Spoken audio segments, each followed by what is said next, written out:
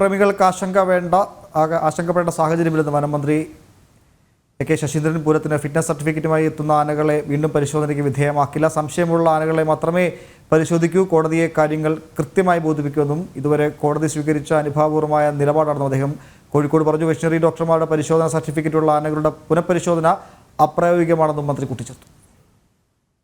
18-ാം തീയതി വൈകുന്നേരത്തോടുകൂടി എത്തിച്ചേരുന്ന 100 ആനകളെ എങ്ങനെയാണ് ഒരു സംഘം ഡോക്ടർമാർക്ക് അരമണിക്കൂർ കൊണ്ട് 3/4 മണിക്കൂർ കൊണ്ട് പരിശോധിച്ച് സർട്ടിഫിക്കറ്റ് നൽകാൻ കഴിയുക? അപ്പോൾ ഉത്തരവാദപ്പെട്ട ആളുകൾ പരിശോധിച്ച് നടത്തിയ സർട്ടിഫിക്കറ്റ് വെരിഫിക്കേഷൻ അല്ലാത്ത അതുണ്ടോ ഇല്ലെന്ന് അത് സാധാരണ എല്ലാ കൊല്ലവും പരിശോധിക്കുന്നത് സർട്ടിഫിക്കറ്റ് ആയിട്ടാണോ വരുന്നതെന്ന് എല്ലാവരും അവിടെ തന്നെയുള്ള സംവിധാനം പരിശോധന. ആ പരിശോധനക്കപ്പുറം ഒരു പരിശോധനയും കോടതി ഇക്കാര്യത്തിൽ ഒരു ഉദാരമായ നിലപാട് തന്നെയാണ് ഇതുവരെ സ്വീകരിച്ചിട്ടുള്ളത്. കോടതിയിൽ വിശ്വാസമുണ്ട് നമുക്ക്. കാരണം പ്രശ്നങ്ങൾ ബോധ്യപ്പെടുത്തിയാൽ മനസ്സിലാകുന്ന കോടതിയാണ് അത്.